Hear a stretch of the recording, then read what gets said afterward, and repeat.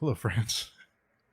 My name is Steve, and we're here today to talk about the Thousandfold Thought, chapters 9 through 13. And as usual, we're here with Katerina and Daniel. Daniel, do you want to give us an introduction? Hi, I'm Daniel. I have read this Second Apocalypse series a couple times, so I'm trying to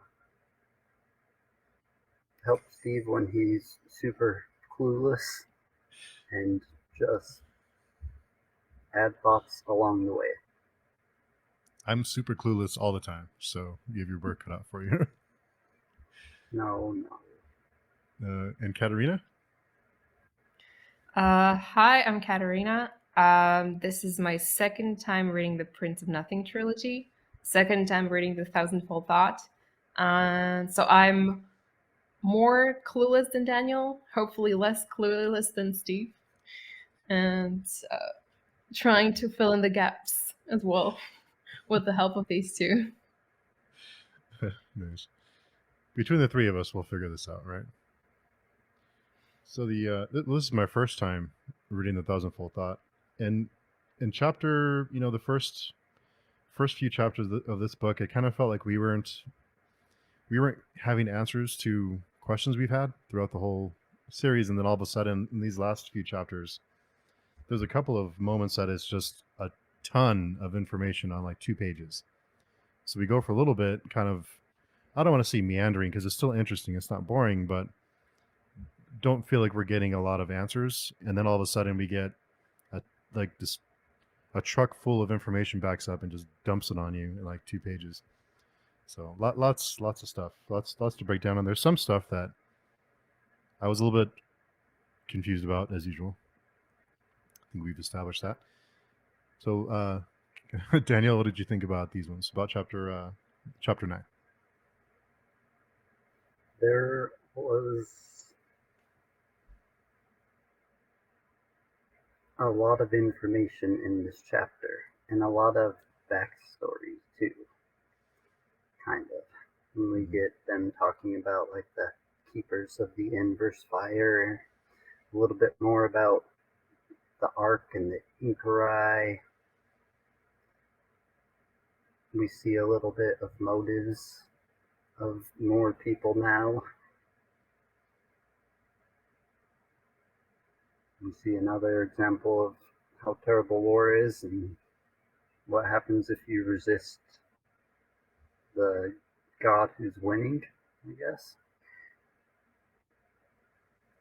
For me, what this chapter reminded me was actually I think it was part 4 of the darkness that comes before, when Callus and Neor and Serway are being chased in the mountain. No, not in the mountains. Somewhere they're being chased somewhere. I think they left the mountains, and they're fleeing across the Nansur Empire. So it reminded me of that because also in this part, Neor is being hunted by the Nansur for a change, and also this time he has Survey with him, who's worked on her athletic skills a little bit.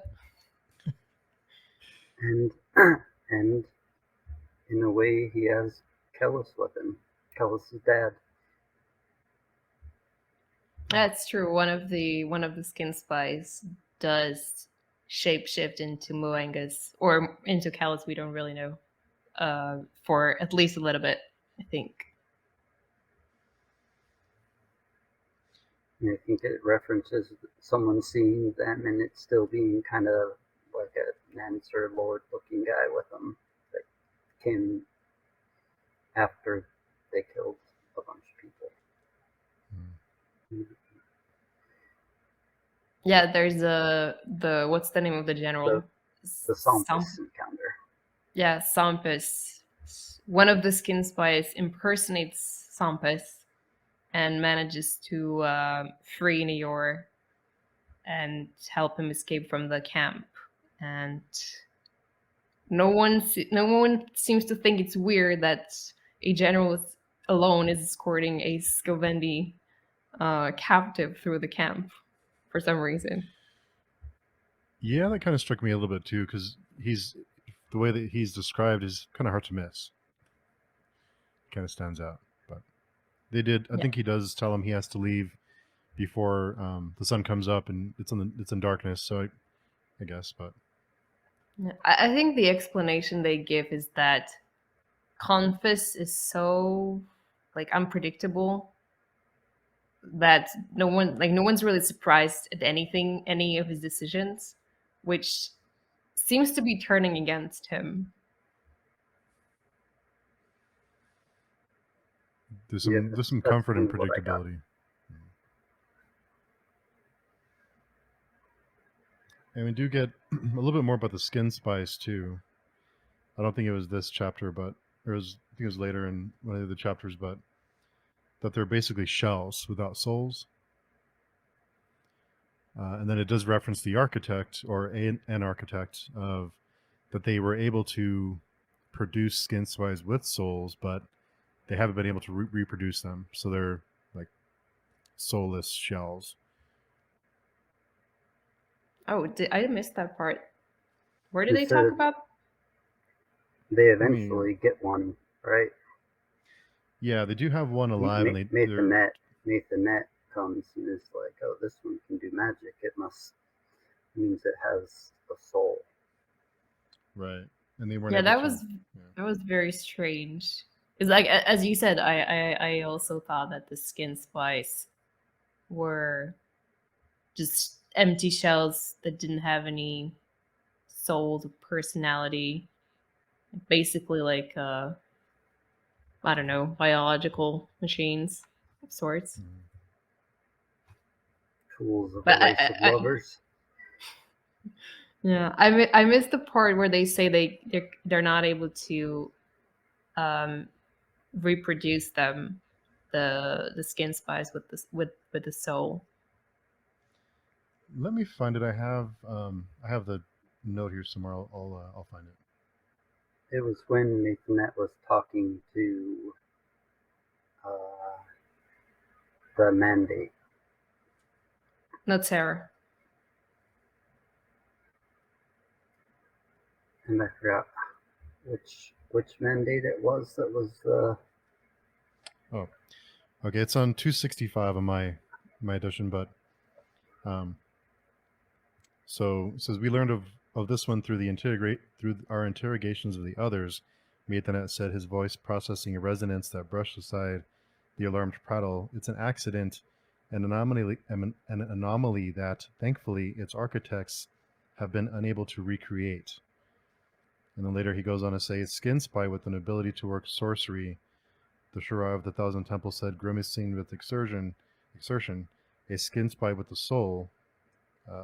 And the grand old sorcerer realized he had known all along, because I think they reference when they have souls, they can work magic. They can have some kind of power.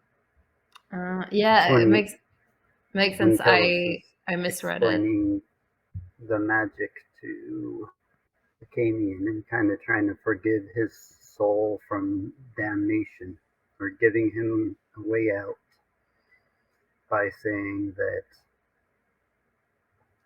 how did he describe it? The few can see the cracks together since they're all kind of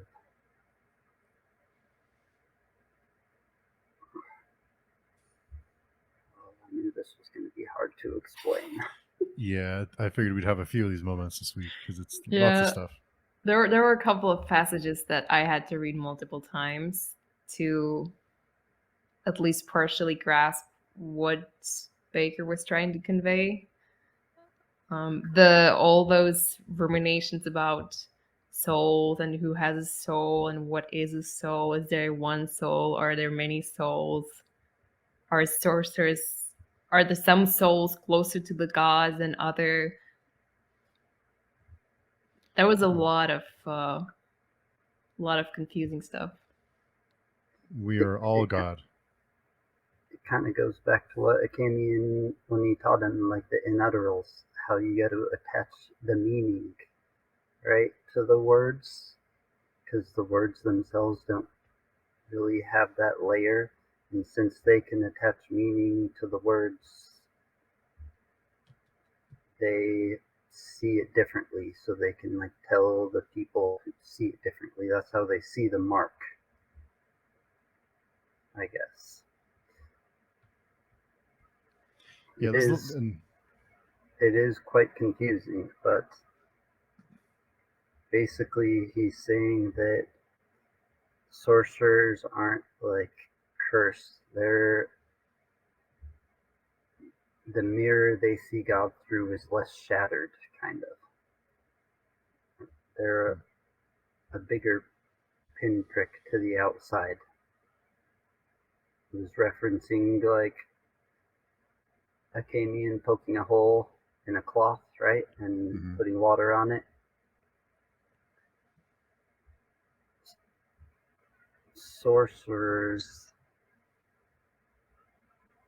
just, I don't know. It's too hard for me to explain.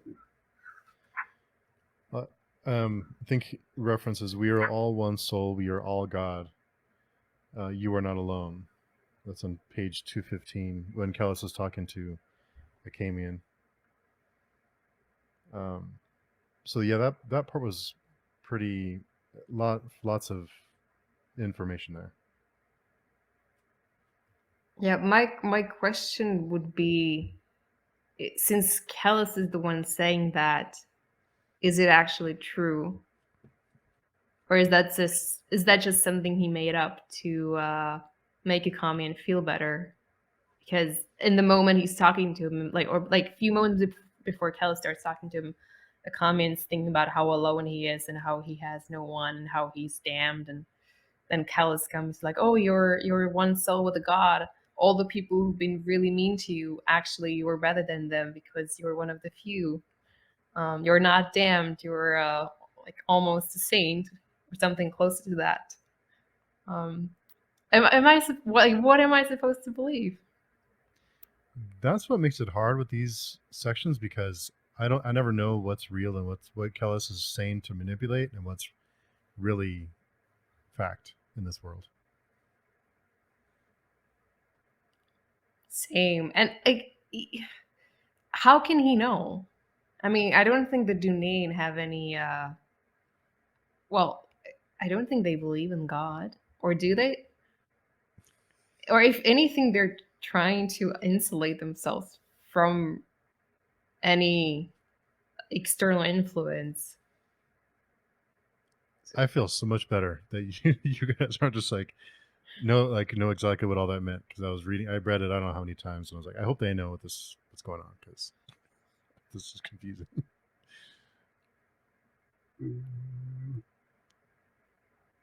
The Dunyan definitely, they believe in the Logos, which means that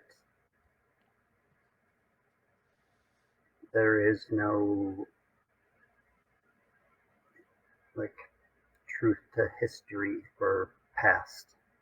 It's only the here and now, and they can dominate it however they want to try to grasp the Logos, which is like the perfect self-moving soul. And Kellis is their newest generation, or maybe I'm sure there's younger than him, but I guess the perfect self-moving soul has no room for empathy, as we've seen with Lilith in the first book, right? And just forever afterwards. But I haven't really seen Kellis lie. He stretched the truth, I guess. Truth is funny, because it can be like said multiple, like you can take multiple meanings from what, like really vague truths, I guess. So we'll see, I guess, if what Kellis is saying is true. But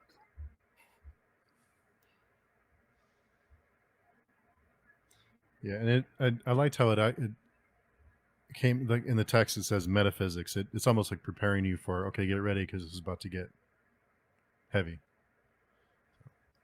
we got to a part where Kellis was thinking to himself and giving a speech to some people, and he talked about how the past does determine things, and he does walk on conditioned ground, which was kind of weird. That's the exact opposite of Dunnian belief. I kind of see it as a lot of what he says is just what people want to hear or what they need to hear. Yeah, kind of like to motivate them or to get them to do what he wants them to do. Kind of way it. And there's a part in it where he's like discussing all of the people. And it's like pro yes, and he talks about pro yes, and then in italics it's just his thoughts about how he dominated him. And he just goes through all the people and says their faults and says how he saved them. And he's like, yeah, this is how I control you. And that's just what he's thinking. But he also is thinking that he walks on conditioned ground for some reason. Which usually the Dunyan are the ground. They condition the ground.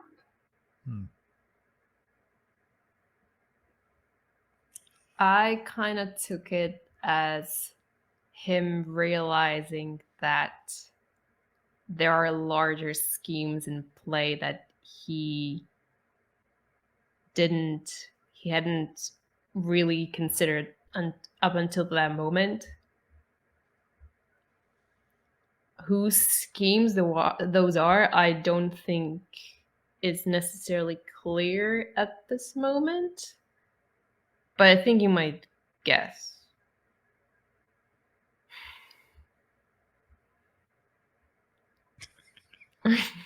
Or not. Or not, I don't know. Sorry. No, go ahead. No, there was just going back to the discussion about souls. There was one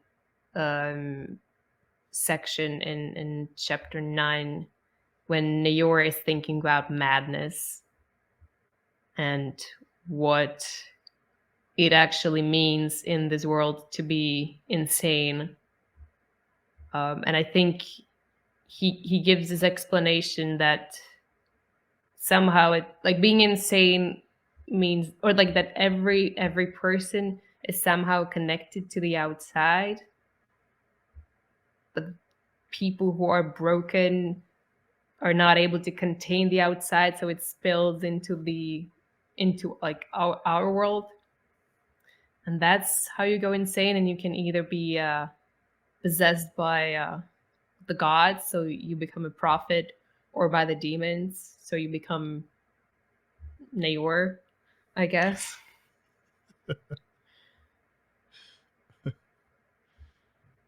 Yeah, I think he talks about how kind of he thinks he's kind of figured Kellis out on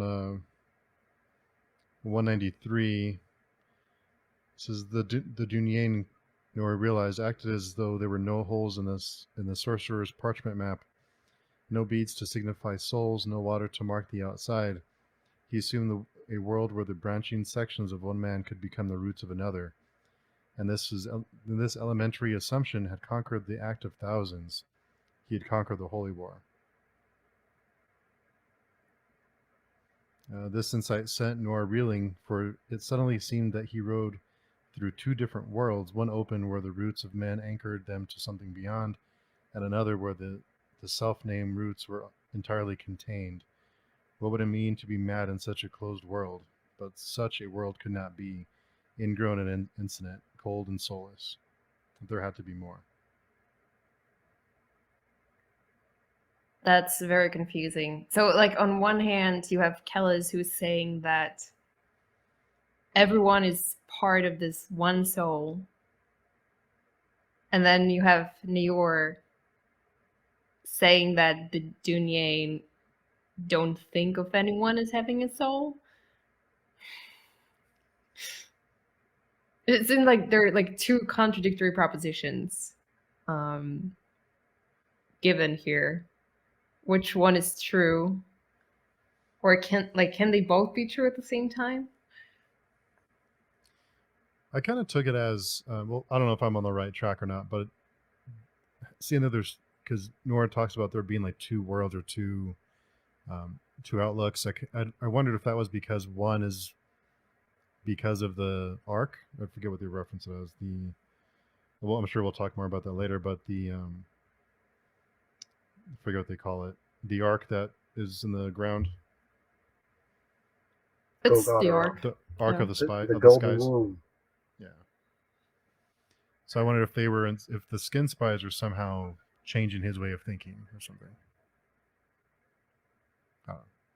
I don't have any answers. Yeah. Well, I mean, everyone seems to agree that the skin spies don't have any souls. Well, some of them do. Well, except for that one.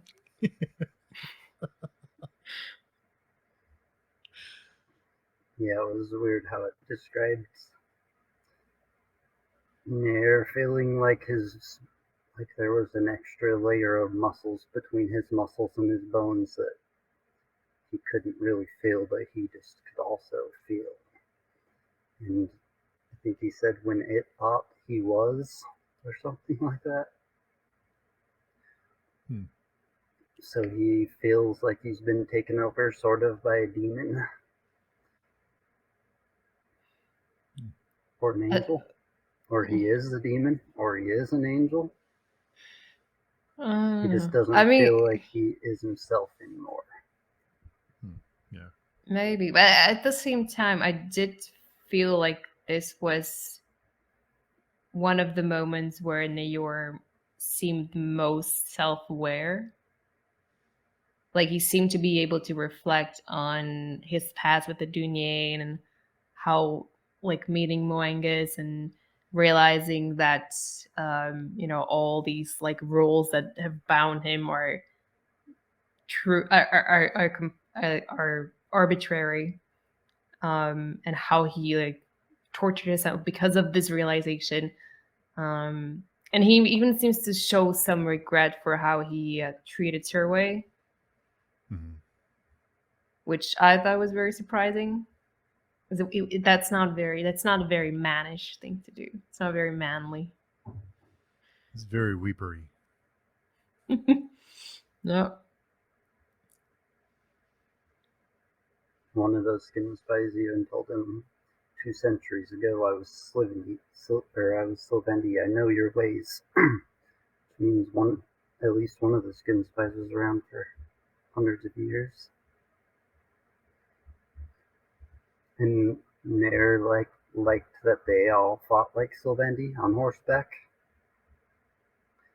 And Serway put herself in front of the thousands of arrows, I guess. Whatever that would have been. Save him. Yeah, they save him from the volley of arrows. Yeah, they sacrificed her way again. Like, first time for Kellis, this time for New York. Yeah, it seems to be a pattern. But any one of them can just turn into Serway again, so it's kind of like, it's okay.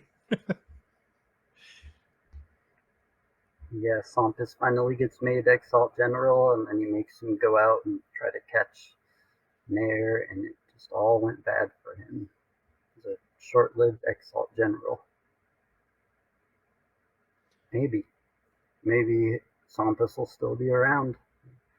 Who knows? It said he only thought about his burning family once, though, because Confus is going to burn his whole family into non-existence now. Which did not seem like a wise decision by Confus, because ultimately it did lead Sompus to want to betray him, because he realized that, like, regardless what he does, his family is going to get burned. So it's better alternative for him to betray Confus and try to make peace with Kellis. So that was not very strategic of Confus. And I guess it's kind of showing that being an emperor has gotten into his head a little bit. He's losing his ability to empathize. Well, maybe empathize is not the right word. I don't think he's ever been able to empathize, but sort of at least predict how people are going to react to things like threats, like burning their whole family alive.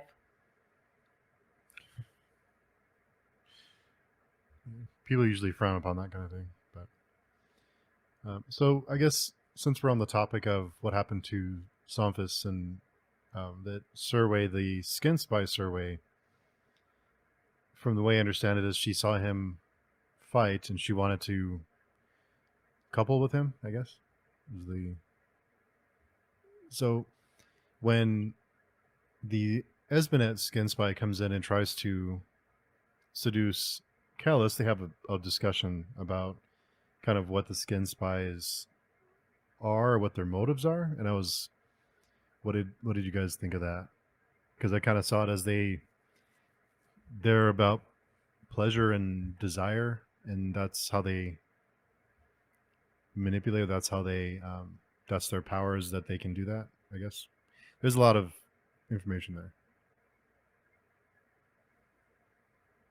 Well, first of all, I think it was so the Esmenet that was trying to seduce Kellis was the real Esmenet, all but possessed. The Esmenet that was right? the Esmenet that was trying to seduce Akamian was the skin spy. Oh, okay. But I think I would say it's not that.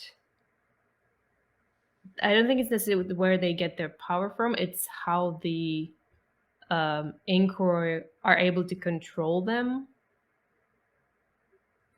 because they know that the skin spies are built in a way where like violence and like sex makes them agitated or aroused, or whatever word you want to use. So I get that's how they get rewarded by the architect or by whatever handler they have, I think. Yeah, basically. Violence and sexual arousal are crossed in their brain and intertwined somehow. Same with the strength. There's a lot of like references to that, like they call themselves a race of lovers a lot, and all their tools like just want to kill everybody so they can eventually have sex with their dead bodies. Pretty much is what strength just love to do. It's like the murdering just gets them there. It's the foreplay for the horrible, I don't know, just disregard for humans, which are the old toys of the Incore a long time ago. And so all the tools that they use, like use pleasure as a weapon and as like a driving force, the same way Kellis like uses words in order to do everything he wants. So that makes sense. Kellis like uses words as his tool, whereas everything the Incore built, they built upon like ecstasy and rapture.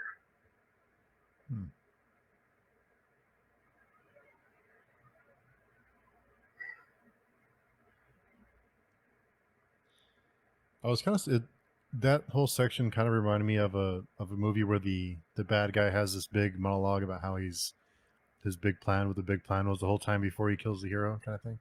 Kind of what it reminded me of. He just all of a sudden like, let me tell you all about me. He just.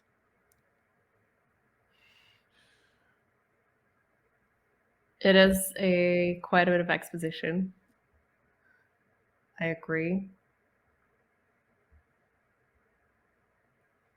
But I did enjoy getting answers though. So.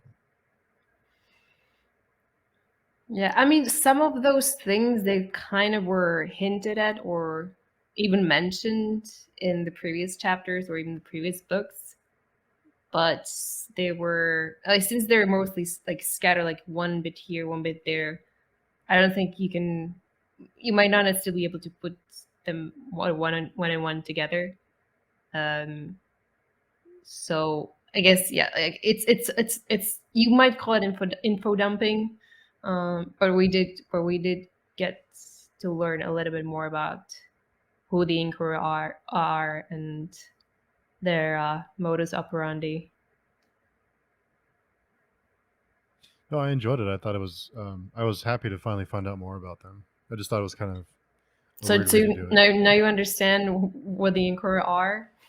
No, but a little bit more information. Yeah. You guys know how big a cubit is? No what? There was a talk of cubits when they were talking about how big the ark was. Cubits. Yeah, basically they said that the ark is like almost 1 mile long. It's a 1 mile long golden thing that's 2/3 underground somehow. Because when it landed, it just blasted through the earth. The part So, that was surprising for me, which I forgot about, is the fact that at some point the ark was apparently alive, like an organic thing. Oh, it was like a womb. I think they called it. It's almost like a womb. Like it cared for Yeah, them. they called it the dead womb, or Coyote. I think Coyote did. yeah, I so can't there's really. I mean, I can't really imagine the process of like having a live ship that somehow breeds its inhabitants. I don't know. It's a weird imagery that I'm not really. And we learned previously that the Incarai, when they came through the ark, they were like fleeing from damnation and the outside. So they believe in whatever the outside is. But they want to close it. Yeah, because their souls are super damned. So they need it shut. Because Otherwise, they're the lovers. yeah, they were too much a race of lovers.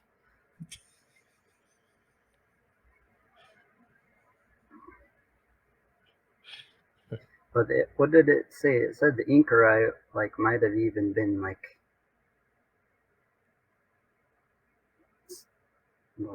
children of the ship, or maybe even slaves of the ship.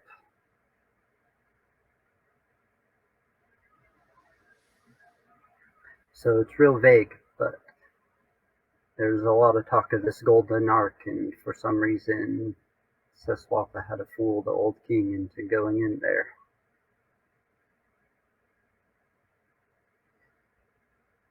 That is suspicious. I mean, first of all, those ship sequences are very scary with all those bones lying around. And second of all, I just assumed Seswatha was a good guy.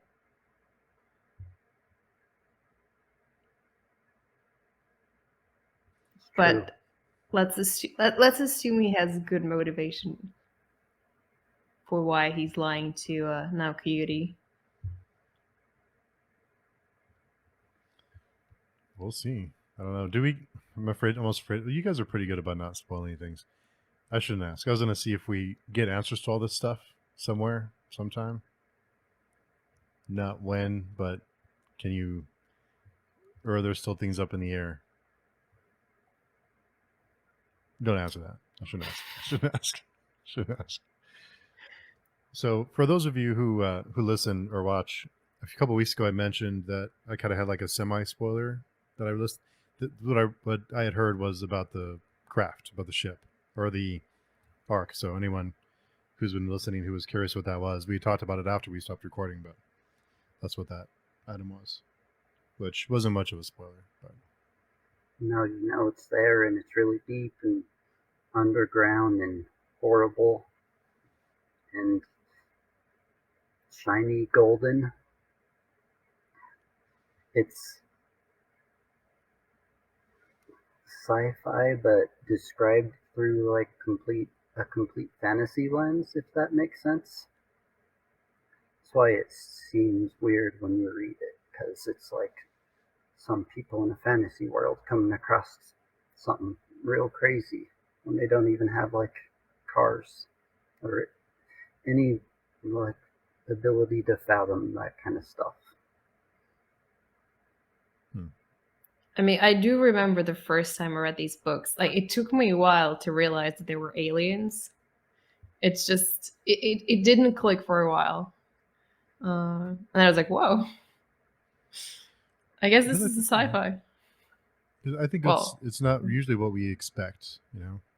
So it would without I would have been confused too, for sure.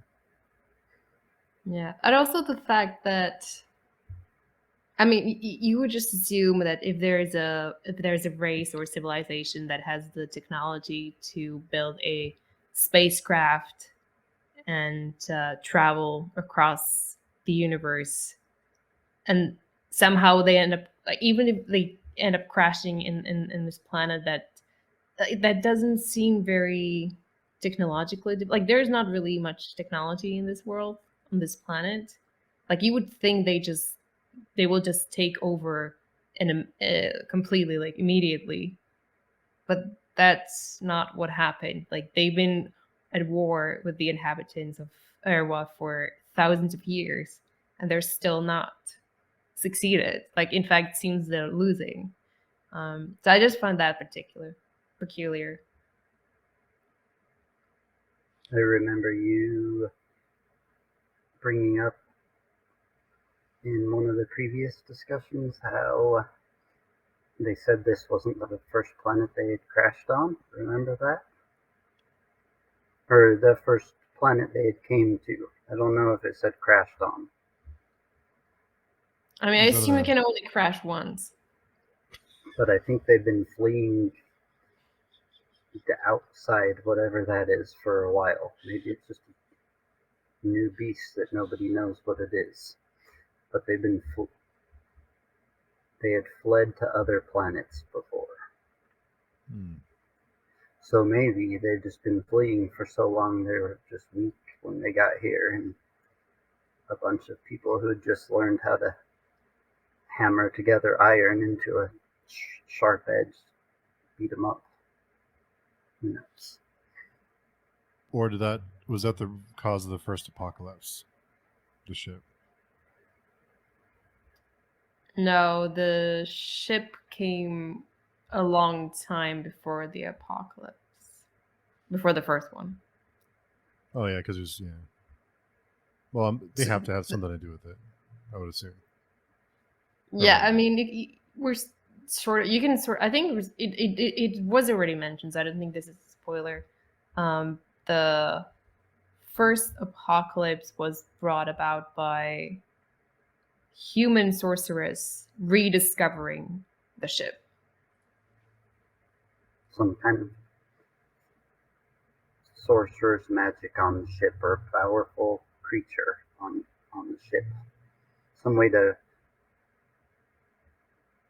reincarnate Mogfaro, the walking whirlwind. To whom Kellis seems to be have some connection with.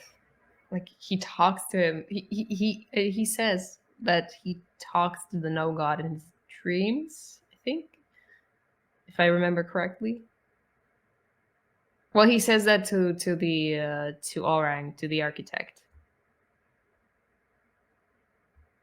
at in the villa when he possesses Esmenet. They have a conversation about the non-god, and Kellis is like, "Oh, do you know he talks to me? He's disappointed with you." I find it quite I mean, if that's true, and again, I don't know if that's true, but if it is, I find it very disturbing that Kellis just casually conversing with the no god.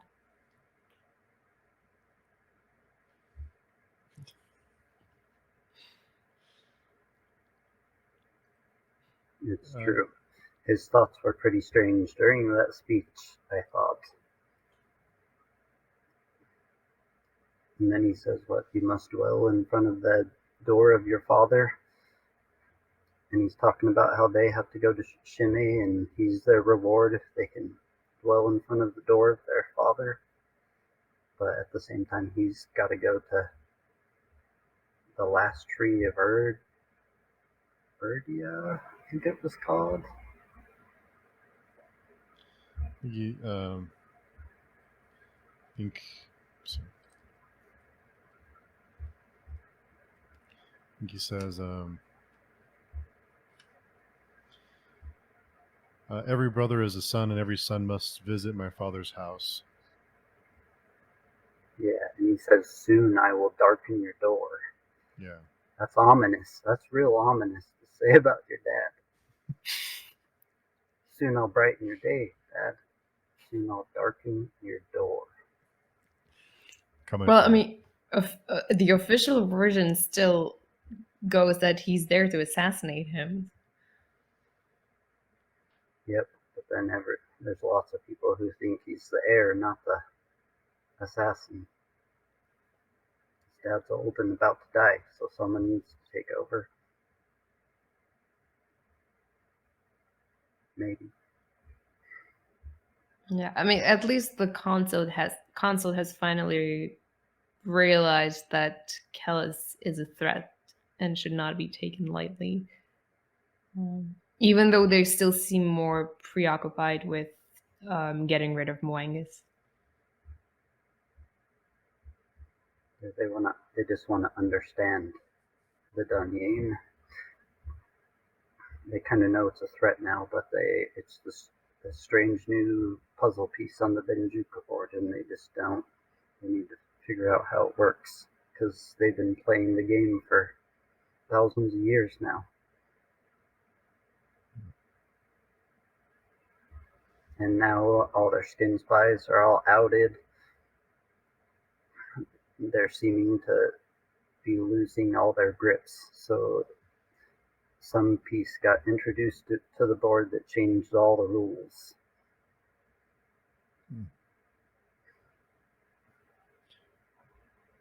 And there was a mention of the skin spies that their faces looked like this Crumpfix. That their like faces had the shape. Yeah, he had it tied in leather, and all of the strings pulled out, and it kind of looked like a mockery of the circumfix. So it's kind of in a circle, and then it was gross on the inside. Yeah, speaking of skin spies, did you... Well, first of all, we see Mathanet again after a pretty long time. I think... Did we make guesses about as to where he was going when he was leaving Sumna? I feel like we might have. Maybe not. I don't know. I think we rounded on no idea.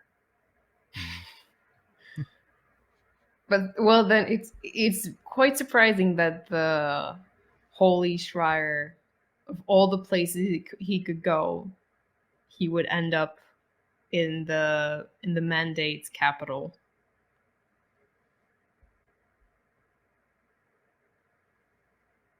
Like, was he there just to uncover Simus, the skin spy sorcerer, or is there anything more to this?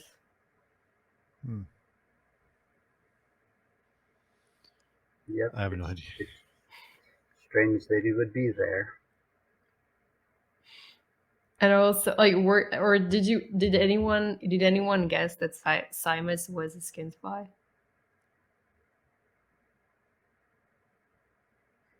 No. I usually don't know until it says the thing called whatever, the thing called what was the first skin spy, or the one that I always complain about.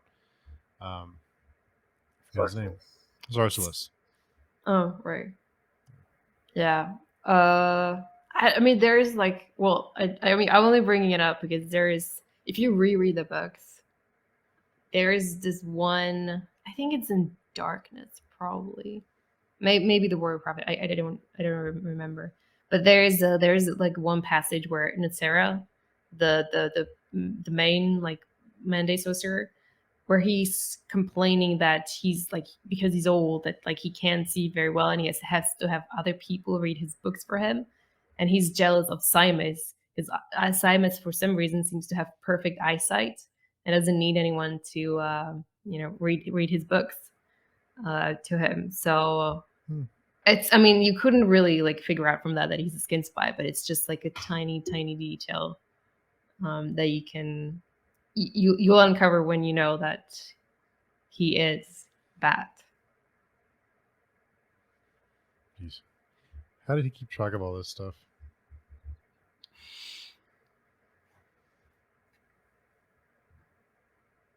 I don't know. I mean, there are just some. I mean, there are some things, like some details I remember, and there are some big pieces of the story that I completely forget, even if I'd like to remember them. So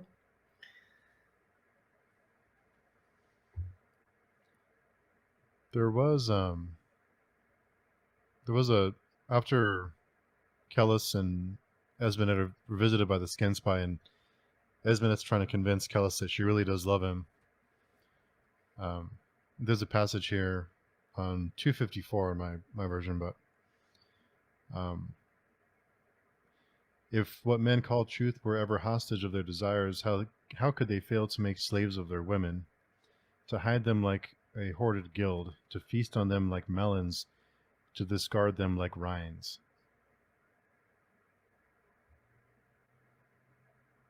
Just kind of how they view women in this world. I mean, that whole passage or that whole section was pretty hard to read. Like reading about Esmenet being possessed and how it's not just that someone possessed her, but also that like they made her feel in some things that felt real to her, even if she was compelled to feel them. It's just like an extra level of manipulation or oppression, or like some kind of control. It was just very nasty. Mm-hmm. Yeah, their power seems to be able to have a lot of control, but more briefly, it seemed like even Kellis was seduced almost, if that makes sense, when Esmenet came to talk to him as not Esmenet, but really Esmenet. And then he had to it was another one of those moments where he feels a feeling he's never felt before. It's like, wait, what is this feeling?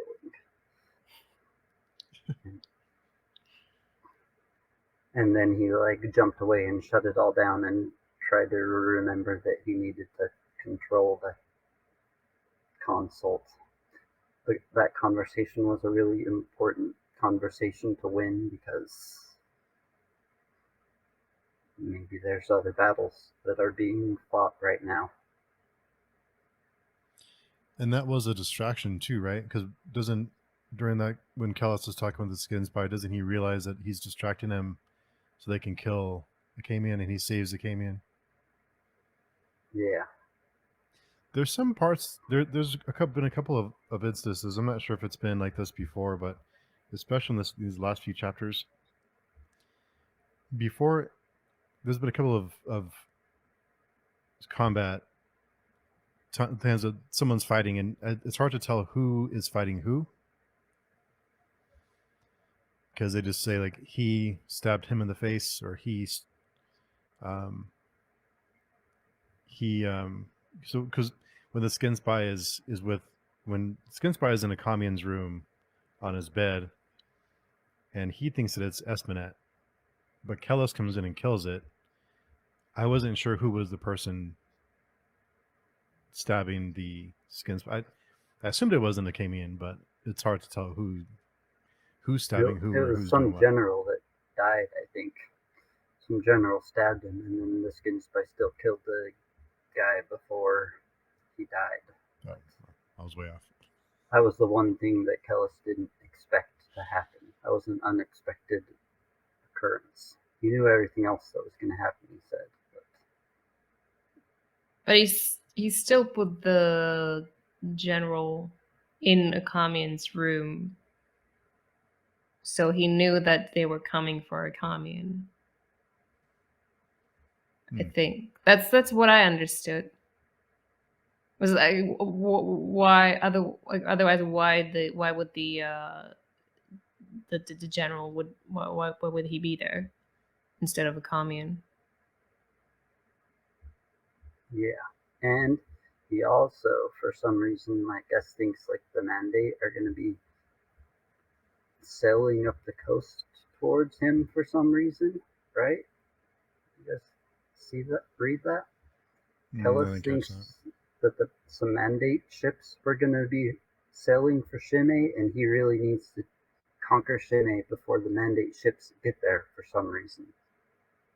Yeah. Well, he gets a message from Moengas that the Mandate is coming, and I guess we can deduce that they're coming with Maithanet, since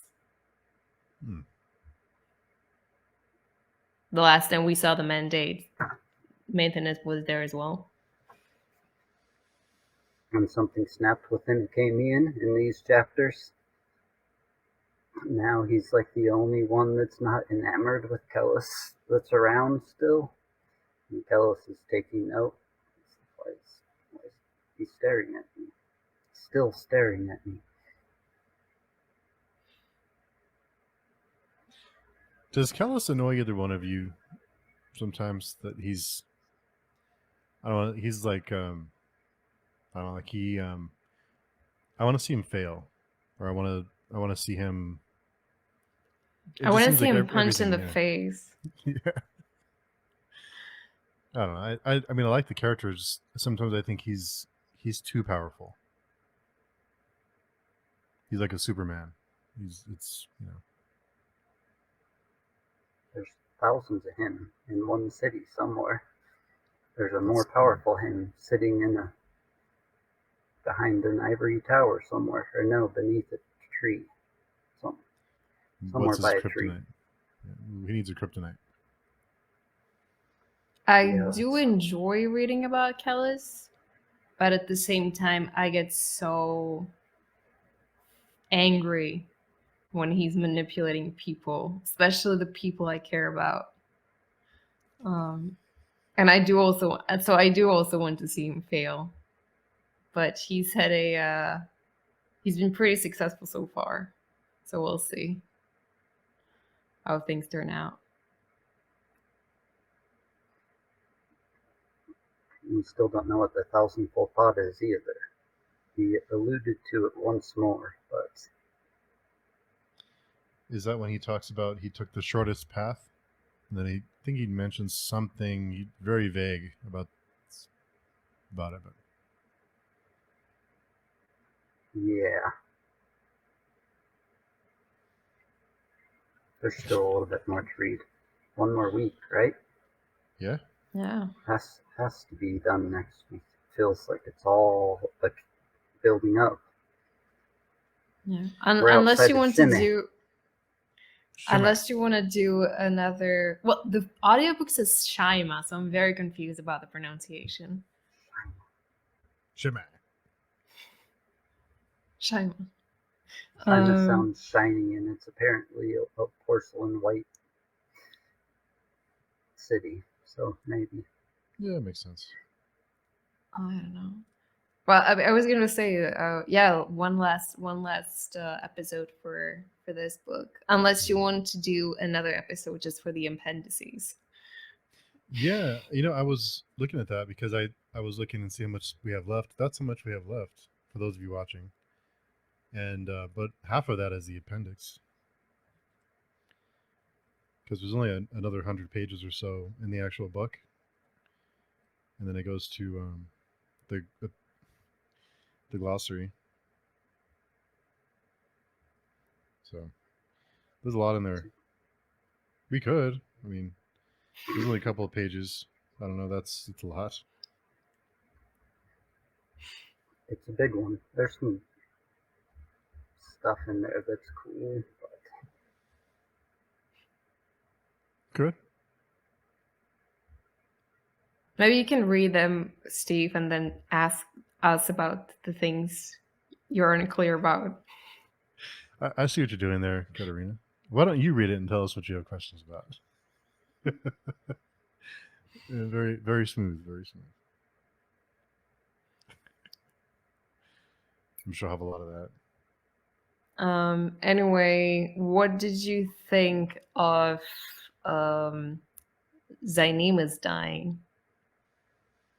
It felt very sudden to me. Like he wasn't doing well mentally, but he didn't seem to be sick the last time we saw him, I think.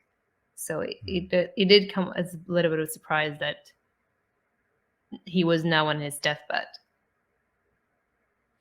Yeah, I kind of just thought he was things have caught up to him, and yeah, but I have a question may or may not be related. So about another blind person. But what did you think, Daniel? Were you surprised? Did you care?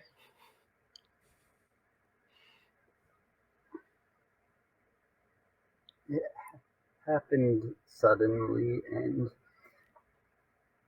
it was, I think, a good thing. He was miserable. He was a miserable drunk. And He just wanted he was to a miserable blind and a miserable drunk. So he's just doubly miserable. And that's kind of what snapped Acamian, because Acamian's like telling Kellis what you couldn't save Zin, and then he just stopped listening to him after that. It's kind of weird. Yeah, I think for Kellis not saving him or not helping him in some way, I kind of took it as that's something that he wanted Acamian to go through to pull his strings somehow. Because everything Kellis does is for a reason, right? Does or doesn't do is for a reason. I think that's safe to. I agree with you. I guess it does seem suspicious, considering how much hold he has over other people. That, like, if he just talked to Zyneema's, I'm sure that it would have helped. So why didn't he? So it must have been intentional. But then it seemed to piss Akamian off and trigger him. So now he doesn't, like, he seems to have at least lost some of his faith that he previously had in Kellis. So why would Kellis do that? I don't know.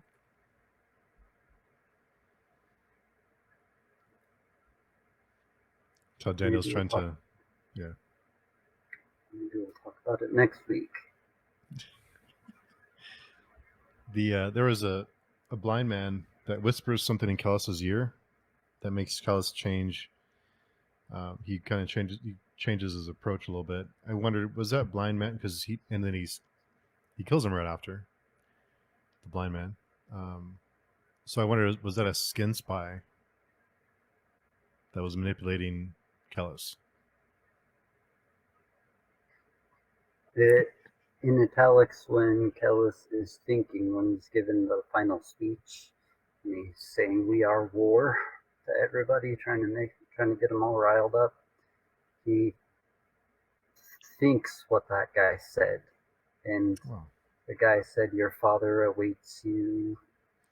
There's but one tree in,"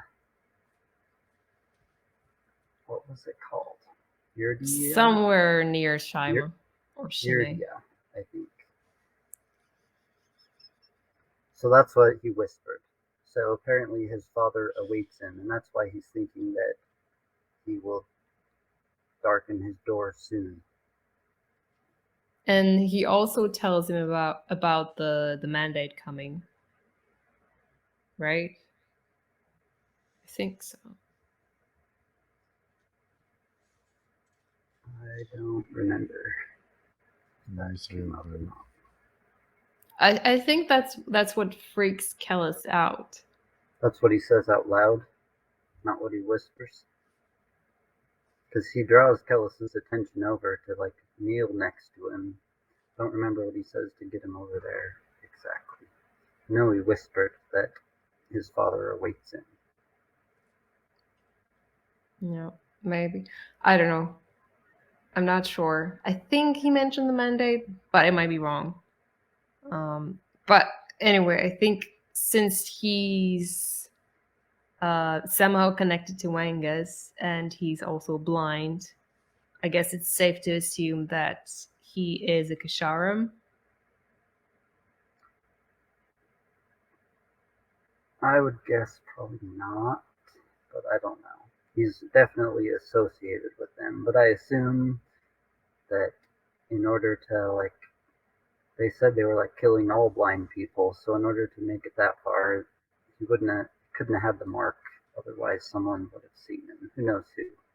But the Kasharam don't have the mark. Oh, Do they? that's right. You're correct. Forgot.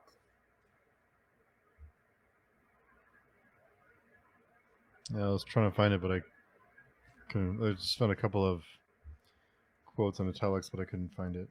I didn't realize that was what the blind man told him.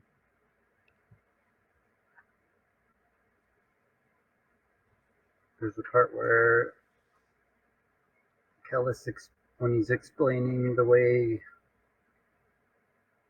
magic words work, he like explains why this souk like came into existence and why it's kind of like why they blind themselves so that they can have more meaning because they don't have like the sight of the object to detract from the meaning. They live only in the world of meaning.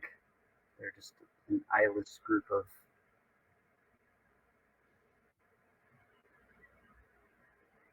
pale white cave-dwelling mages or something. It describes where they live actually, and I forgot what they called it.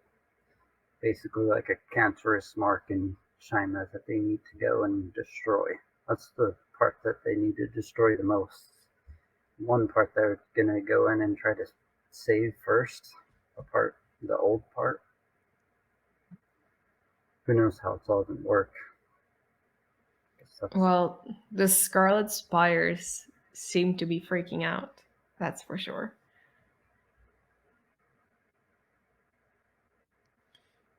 And I did like that when they were approaching Shema or whatever, that they were burning the trees so they wouldn't be able to make siege weapons out of the trees. I thought that was pretty neat. But didn't they bring some with them at the end of chapter 13? I think they were assembling them, the ones that they brought to get ready. So this is a pretty good chapter to finish on because we're right at the cusp of whatever's about to happen. Yeah, we ended up on a cliffhanger. And Kellis isn't going to lead him into the war, so who knows what he's planning. Yeah, I don't know that he's planning. I think Kellis is looking after Kellis, and he has his own goals and doesn't care about what happens to the rest of them. Maybe that's a diversion for what he wants to do. It seemed to me like he wanted the Holy War to succeed, even though he's not going to there with them because he has more important business. It seemed like he was anxious about them prevailing against the Kinin.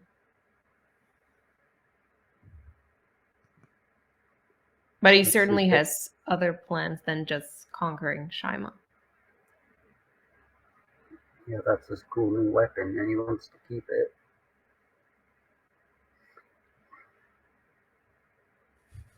He tempered it for a long time through the desert and through famine and through blood and worse. Yeah.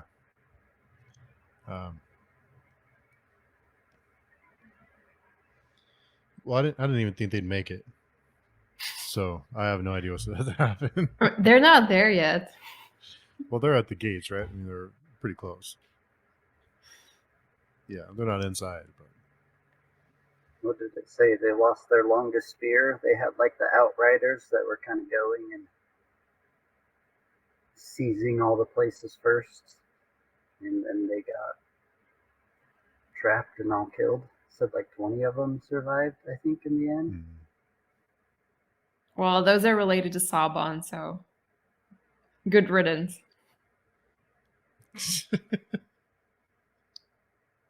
I know we couldn't go one week without your favorite character, Saban. Saban forever. Yeah. He is out of the way.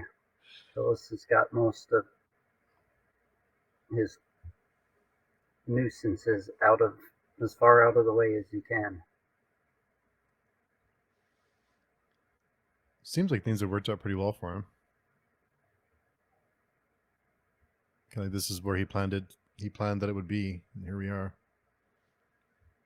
Yeah, he managed to get Confis and Naor away, which were probably the only two people that would be able to resist him or resist his influence.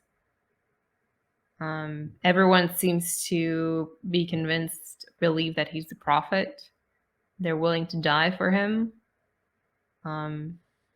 He has found he's found a vessel for his Dunyan sons. Which is a horrible thing to think about as Minute. A vessel? Yeah, there's one part where he's literally like he's thinking about like how difficult it is for Espenet because she's a woman, and then he's like, well, here I am, picking her because she would make a great boom.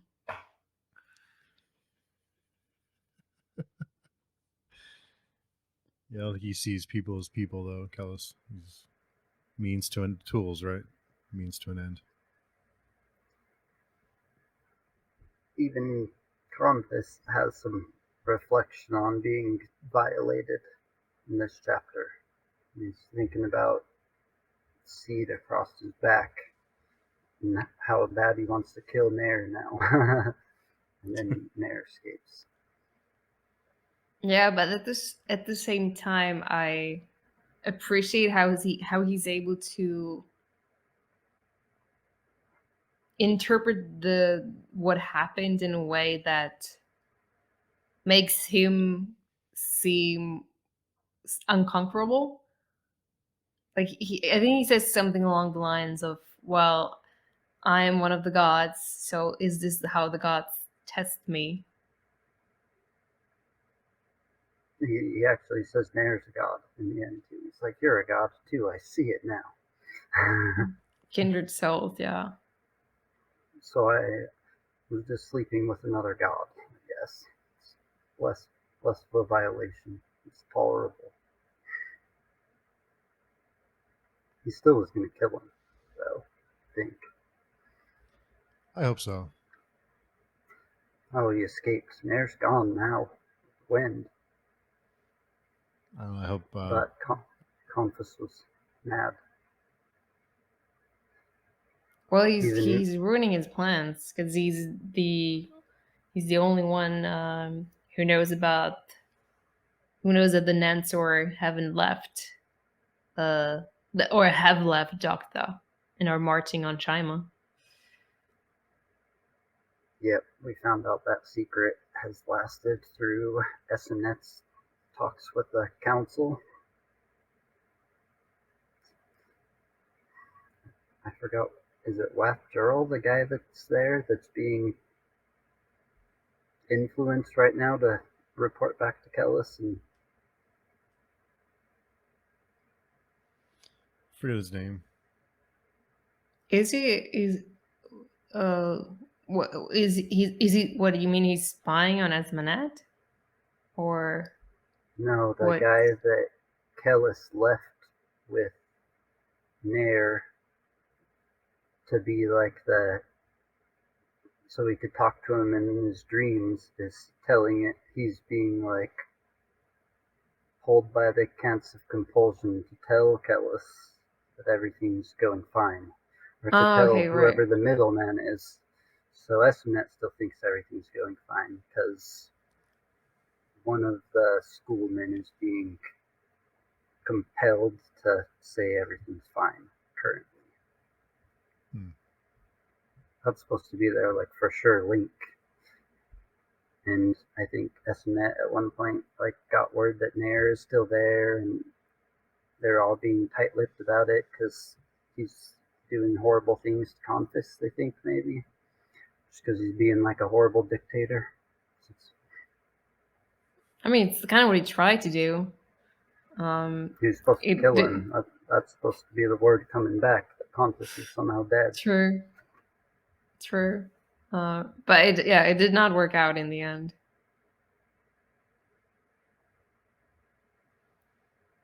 Yeah. So anything else you guys can think of?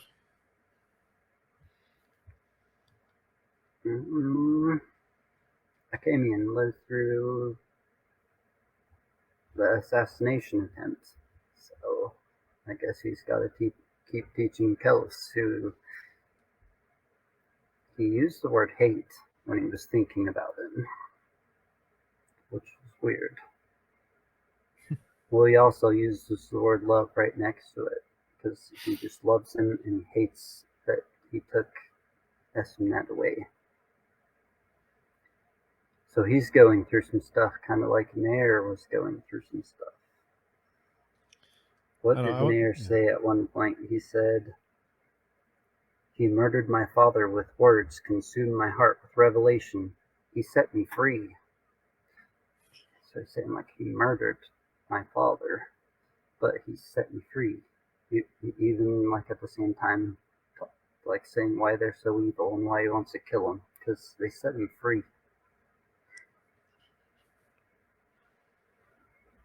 Yeah, I think that's pretty much the dilemma or conflict within Yor that he's been battling with the whole time. The fact that he is kind of free of the ways of the Skilvendi, but it's in some ways he still is Skilvendi. He can't really detach himself from the culture completely, and it's driving him insane, as he himself has admitted. So it was very contemplative in this chapter.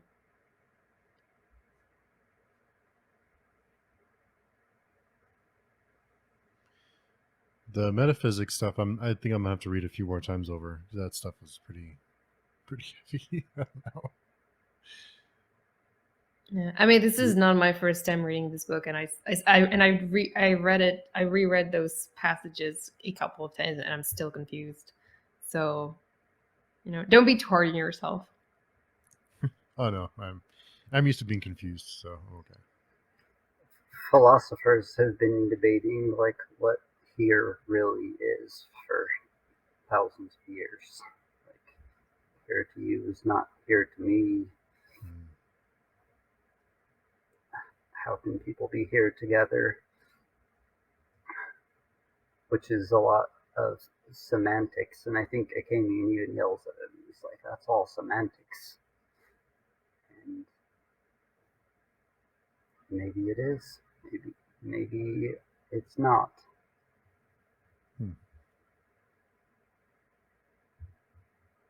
Does God really exist in this world?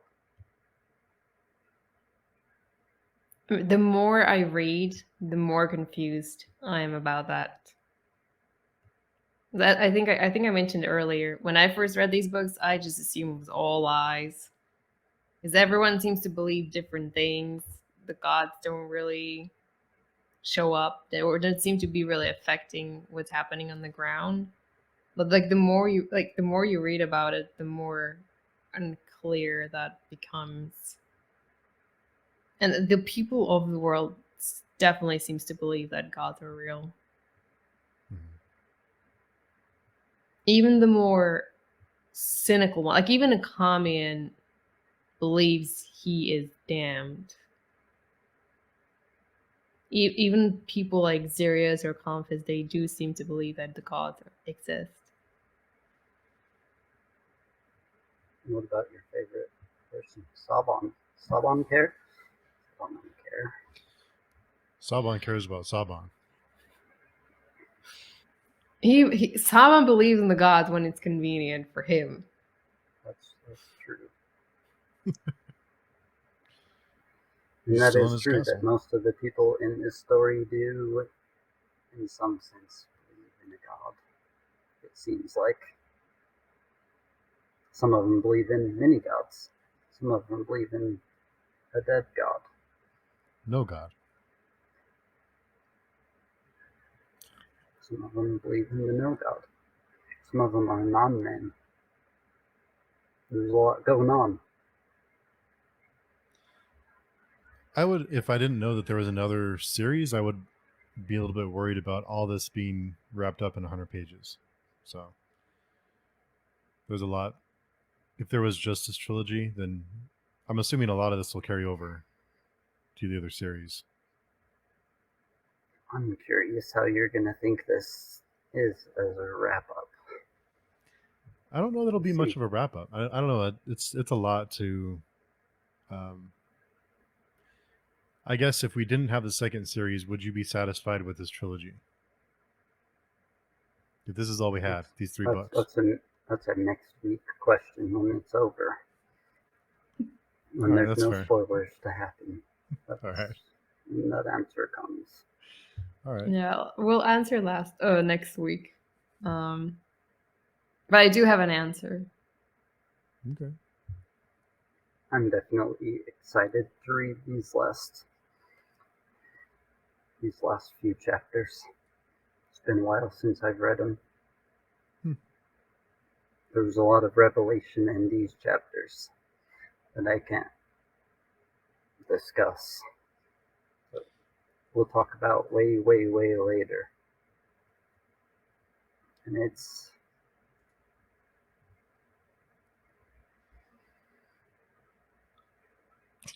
I can't say anything. It kind of has to do with like how skin spies imitate humans. And what are imitations? I don't know. It'll all come up. Even I'm confused now.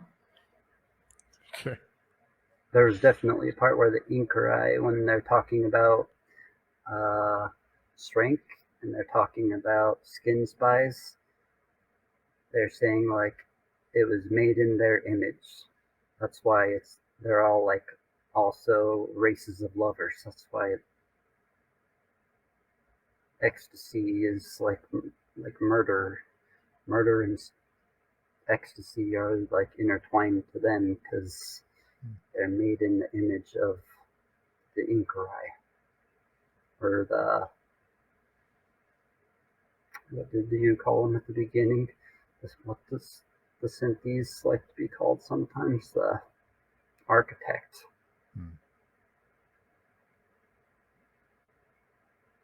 Well, I'm looking forward to next week then, because lots to talk about. Is this the book that everyone says blows their mind, or is that one of the books in the second series? In what way? Darkness? Writing prose? In a surprising way. I think it's the fourth book in the second series that everyone talks about. Just like we'll see really if there's surprises some surprises here. If I had to guess, I would say that there's been a lot of surprises already, and there will probably be a couple more surprises here. But definitely the last few hundred pages of the second apocalypse there's some surprises. And We'll get Katerina, there. have you finished your read of the second series? Or are you in the white? What is it called? The white something? I think she I paused for have catching up too fast. Yeah. I have finished the White Light Warrior, but I think I'm stopping there for now, and I'll just wait for us to catch up together.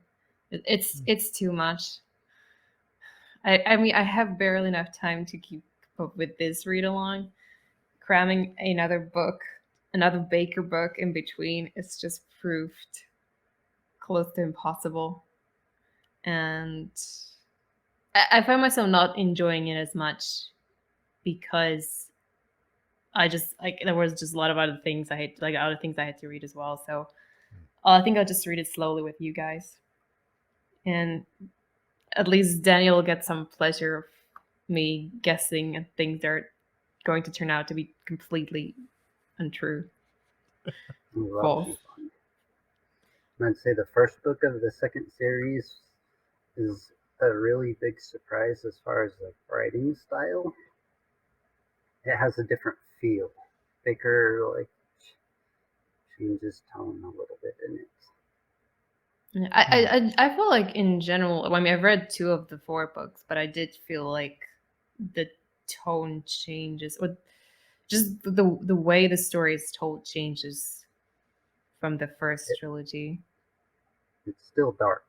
Don't get it wrong. There's still a lot of darkness in there, but I can't even describe what it is that changes. Maybe when we get there, we'll talk about it. They say like it's a lot more Tolkien-esque and less like Dune. Definitely, like right now we're following the Holy War and they're marching to Shima, and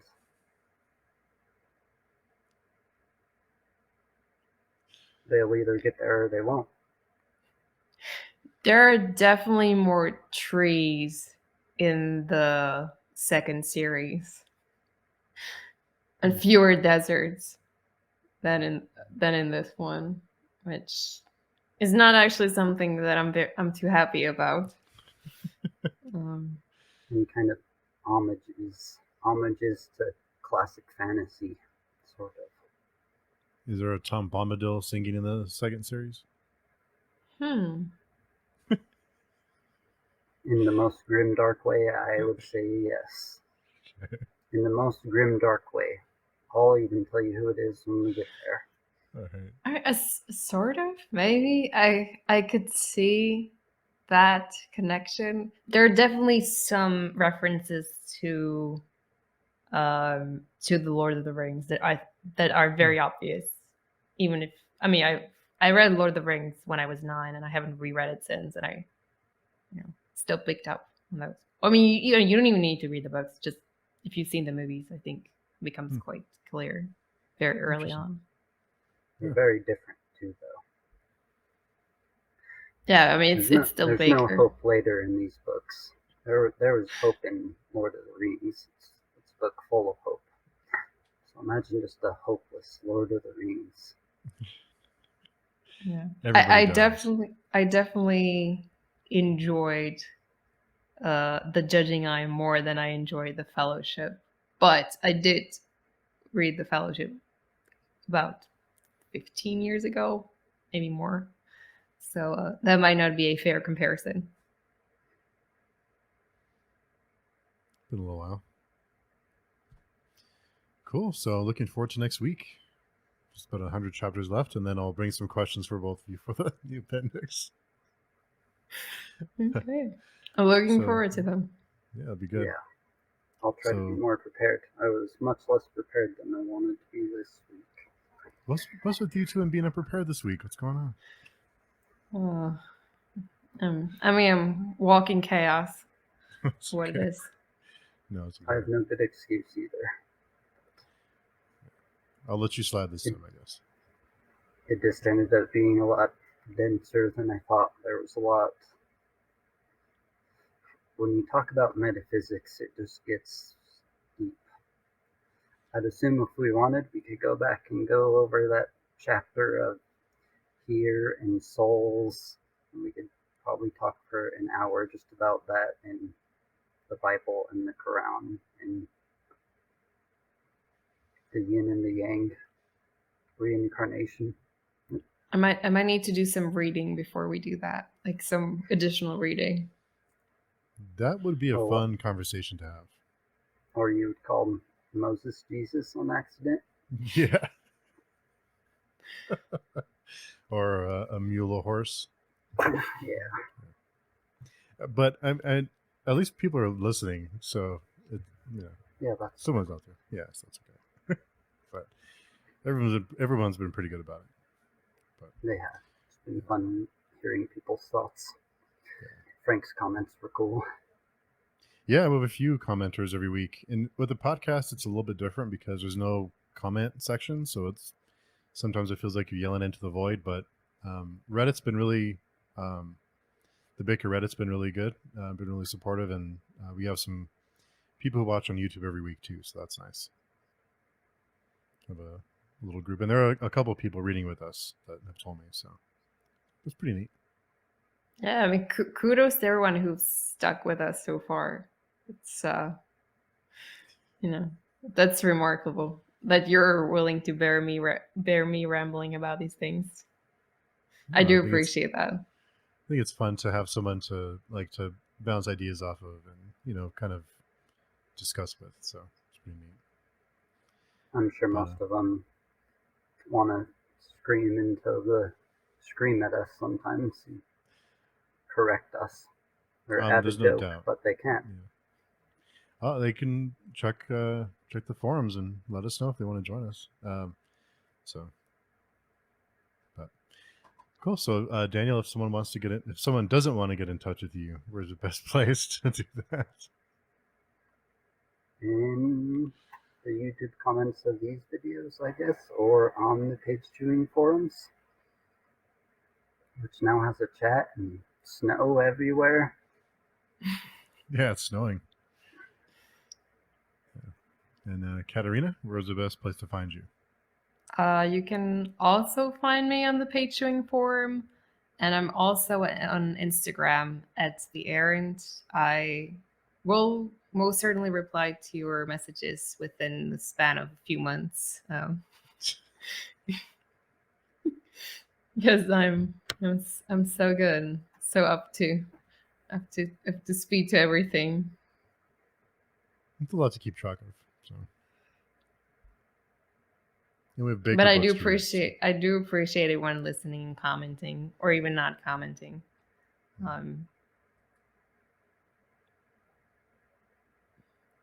Yeah. Cool, everybody. Well, we will see everyone next week for the end of the Thousandfold Thought. See what kind of fun questions and kind of fun conversations we could get into next week. So cool, everybody. We'll see you by this time next week. We'll be done with this one and spoil the whole first trilogy. It's exciting. So cool. Thanks, everybody.